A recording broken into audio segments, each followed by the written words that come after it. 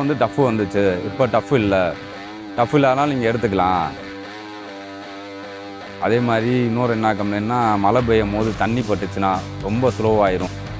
லோடோடு ஓட்டும் போது ஒரு 10 பாயிண்ட் 5 பாயிண்ட் தான் கம்மியாக வரும். இப்போ டஃப் இல்லாதனால உங்களுக்கு ரொம்ப ஈஸியாக இருக்குது, திருப்தியாக இருக்குது.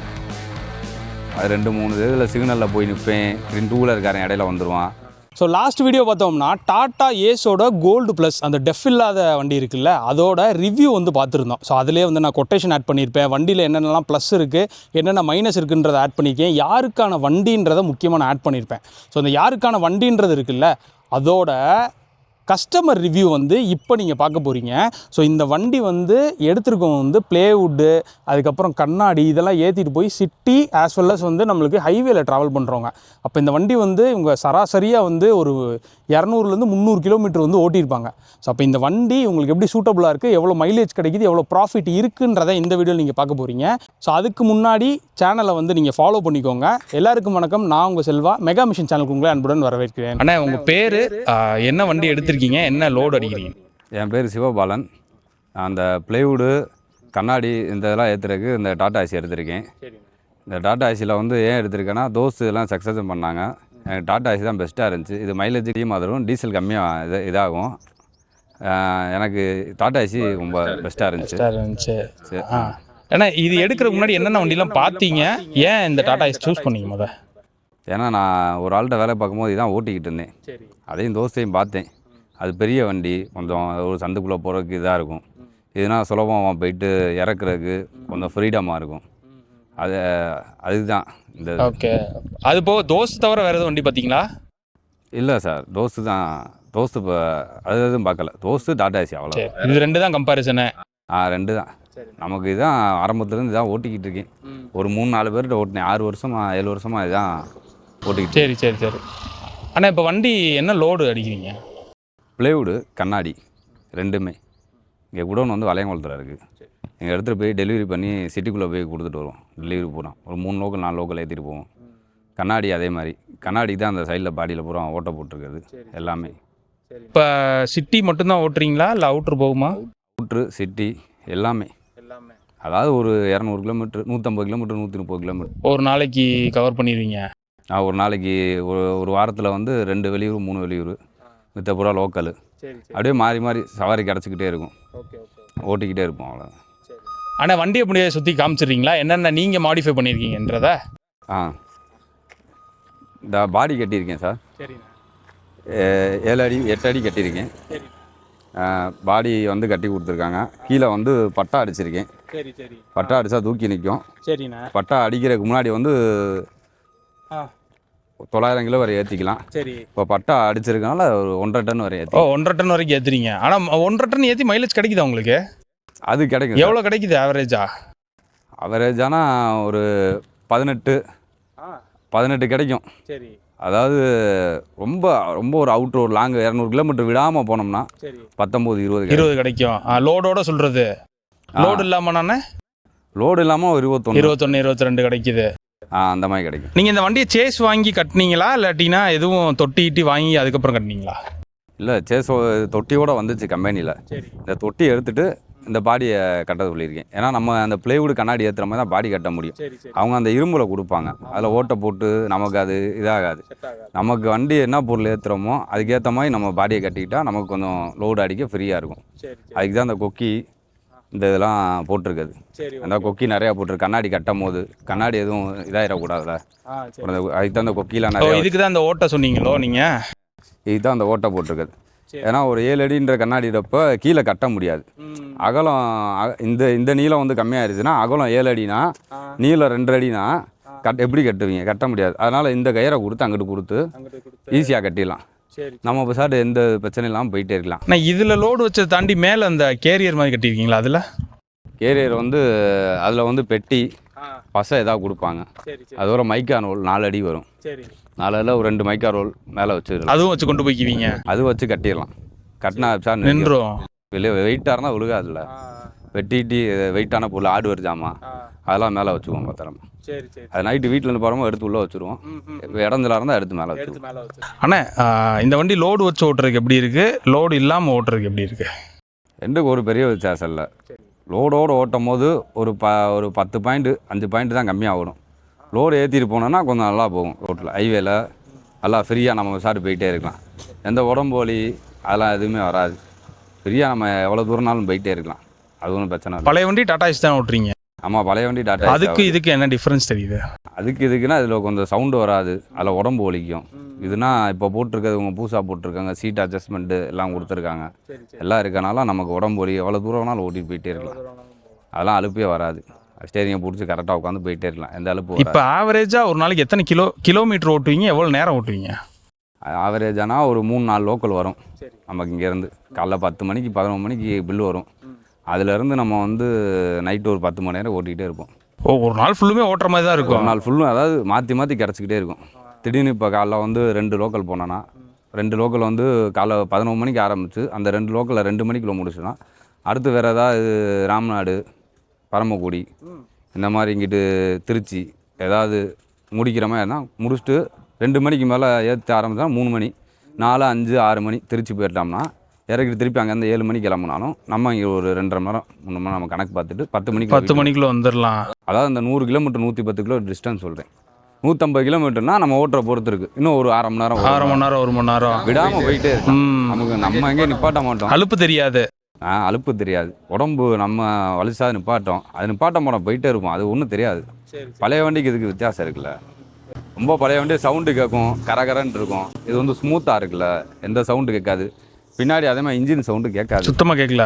பின்னாடி அந்த இது அடைச்சிருக்காங்க கண்ணாடி, அது கேட்க எந்த டிஸ்டர்பன்ஸ் இருக்காது. காற்று மட்டும் அடிக்கும், அவ்வளோதான். நம்ம சார் போயிட்டே இருக்கலாம், எந்த பிரச்சனையும் இல்லை. ஆனால் இந்த வண்டியோட பிக்கப்பு, அதாவது பழைய வண்டியை விட இது நிறையா ரீடியூன் பண்ணியிருக்கேன்ற மாதிரி கம்பெனிக்காரங்க சொல்கிறாங்க. உங்களுக்கு எப்படி ஃபீல் இருக்குது? அது எந்த பிரச்சனையும் இல்லை சார். அதை 1.5 டன் வரையும் வச்சு இழுத்துட்டு போயிடும். அது ஒன்றும் அந்த மாதிரிலாம் எதுவும் ஸ்லோவாலாம் இதாகாது. அது சார் வண்டி போய்கிட்டே இருக்கும். நம்ம ஒரு லாரி ஏரியா விரட்டி போகிற மாதிரி இருக்கும். அது கரெக்டாக போகும் சார். பிக்கப் பற்றி ஒன்றும் பிரச்சனை இல்லை. பிரேக்கு அதே மாதிரி தான். லோடோடு போகும்போது அடித்து நிப்பாட்டிடும். லோடுலேயே ஏற்கனவே லோடு எம்டியில் தான் அவ்வளோவா நம்ம நினச்ச நேரத்தில் நிப்பாட்ட முடியாது. லோடு இருக்கும் போது உங்களுக்கு அதே தெரியும், அடித்தோன்னே கொஞ்சம் ஸ்லோவாக போய் நின்றுடும். லோடுவே அமுக்கி நின்றுடும். ஹில்ஸ் எல்லாம் ஓட்டினது இல்லைல்ல நீங்கள்? ஹில்ஸு நான் பழைய வண்டி ஓட்டியிருக்கேன். அதில் ஃபஸ்ட்டு கியர் செகண்ட் கியர் தான். இன்னும் இது ஓட்டு ட்ரை பண்ணதில்லை. இன்னும் சவாரி எதுவும் வரல. வந்துச்சுன்னா 5 கியர் நான் அந்த 4 கியர்லேயே வச்சு ஓட்டியிருக்கேன். இப்போ இது 5 கியரில் இருக்கனால எனக்கு ஒரு நம்பிக்கை இருக்குது, இழுக்கும்னு சொல்லி ஒரு நம்பிக்கை இருக்குது. அது 3ஆவது கியர்லேயே இந்த சாதாரண நம்ம இந்த பாலத்திலே ஏற்றி பார்த்துருக்கோம். நம்ம வில்லாபுரம் பாலம் இது 3ஆவது கியர்லேயே ஒரு 30 சீட்டு 20 சீட்டரு 3ஆவது கியரில் ஏற்றி பார்த்துருக்கோம். அது ஒன்றும் பிரச்சனை இல்லை. இப்போ இனிஷியலாக லோடு இல்லாமல் இந்த வண்டியை ஸ்டார்ட் பண்ணி எடுக்கிறீங்க வைங்களேன், எந்த கியரில் போட்டு மூவ் பண்ணுவீங்க? செகண்ட் கியர்லேயே போட்டு மூவ் ஆகுது. மூவ் ஆகுது. இல்லை நிறைய பேர் வண்டி பவர் இல்லை இந்த வண்டிலாம் அப்படின்ற மாதிரி எதுவுமே கிடையாது. கம்பெனியில் சொன்னாங்க, நான் கூட நம்பலை. அது 2-3 இதில் சிக்னலில் போய் நிற்பேன். 2 வீலர்காரன் இடையில வந்துடுவான். அது நிற்கிறப்ப நிப்பாட்டி கியரை மாற்ற மாட்டேன். 2-3 தடவை எடுத்து பழகிட்டேன். இன்ன வரையும் நான் வண்டி வாங்கினதுலேருந்து இன்ன வரையும் அப்படி தான் 2ஆவது கியர்லேயே போயிட்டே இருக்கும். அவங்க சொன்ன நம்பலை, செக் பண்ணி பார்த்தேன். அதுக்கப்புறம் தான் 2ஆவது கியர்லேருந்து எடுத்தேன். அதுலேருந்து கரெக்டாக மைலேஜ் ட்ராப் எதுவுமே தெரியல, ஃபீல் ஆகலை உங்களுக்கு? சரிண்ணா.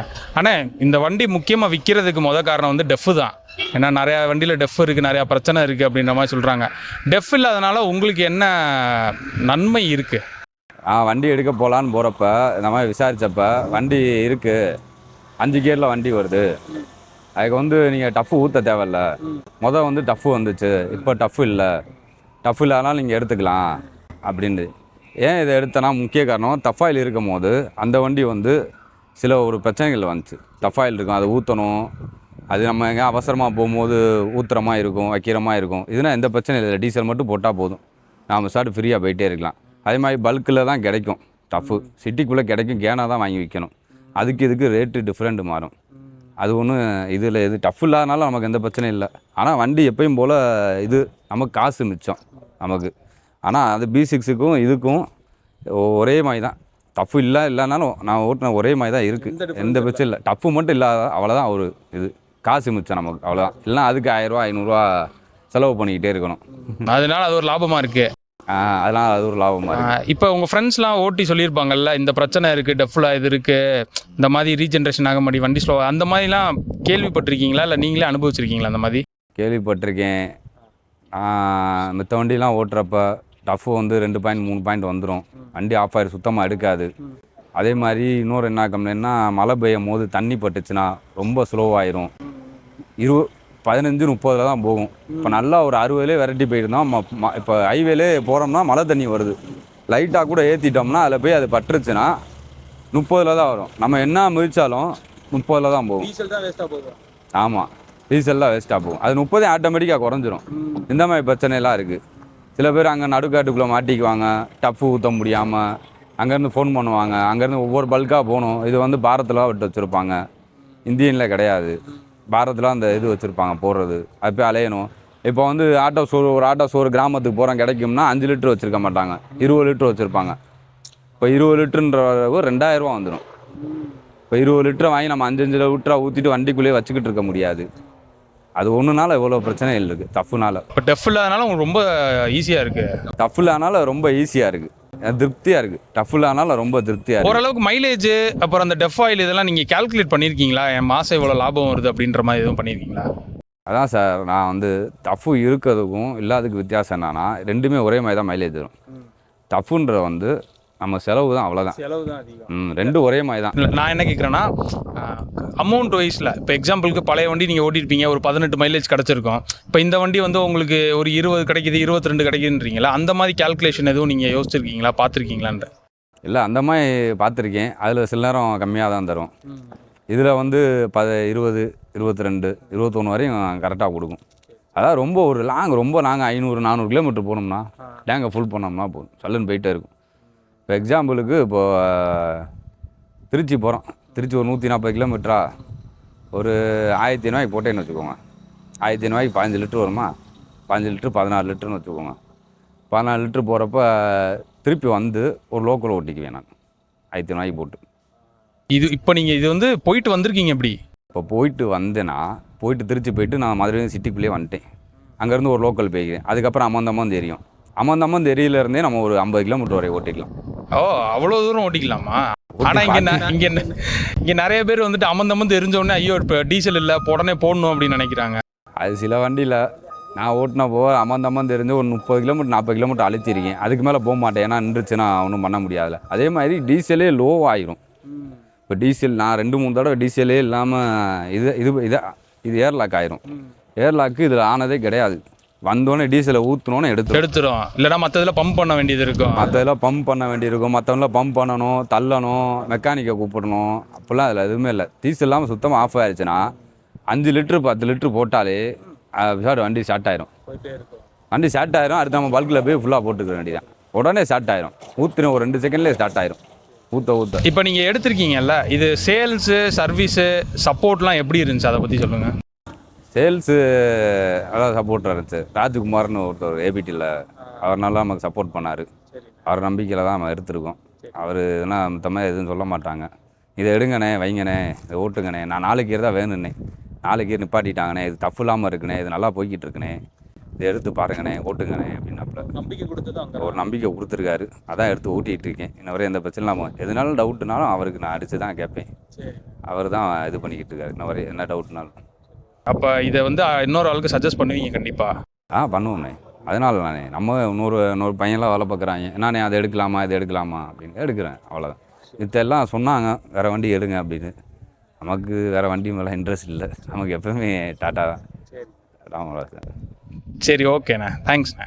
வீடியோ பிடிச்சிருந்துச்சுன்னா மறக்காம லைக் பண்ணி யூஸ்ஃபுல்லான உங்கள் ஃப்ரெண்ட்ஸ்க்கு இதை ஷேர் பண்ணுங்கள். தேங்க்யூ ஃபார் வாட்சிங். Stay tune mega missions.